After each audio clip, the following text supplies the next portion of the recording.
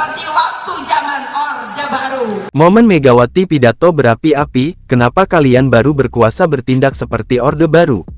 Ketua Umum Ketum PDIP Megawati Soekarnoputri mengaku jengkel dengan sikap penguasa saat ini yang menurutnya ingin bertindak seperti penguasa di masa Orde Baru.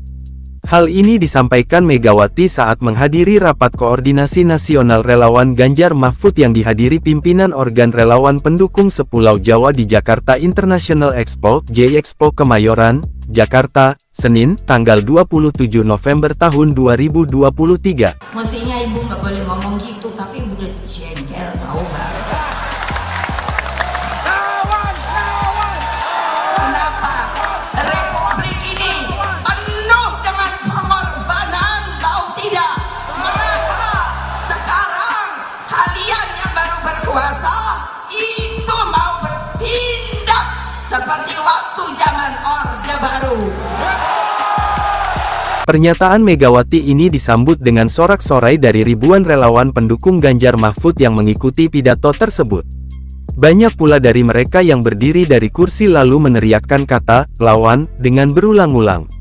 Sorak-sorai para relawan itu pun direspons Ganjar dengan meneriakkan seruan untuk memenangkan dirinya dan Mahfud MD dalam satu putaran. Berani tidak? Berani tidak? Berani tidak? Merdeka! Merdeka! Merdeka! Menang kita! Ganjar Mahfud!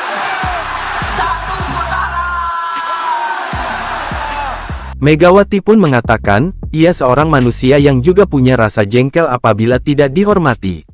Padahal, ia merupakan seorang mantan presiden. Tapi kan bayangkan, lo kok saya kayak nggak dihormati ya?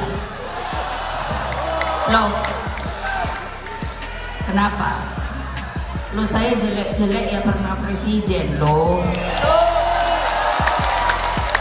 Dan masih diakui dengan nama Presiden kelima Republik Indonesia lo.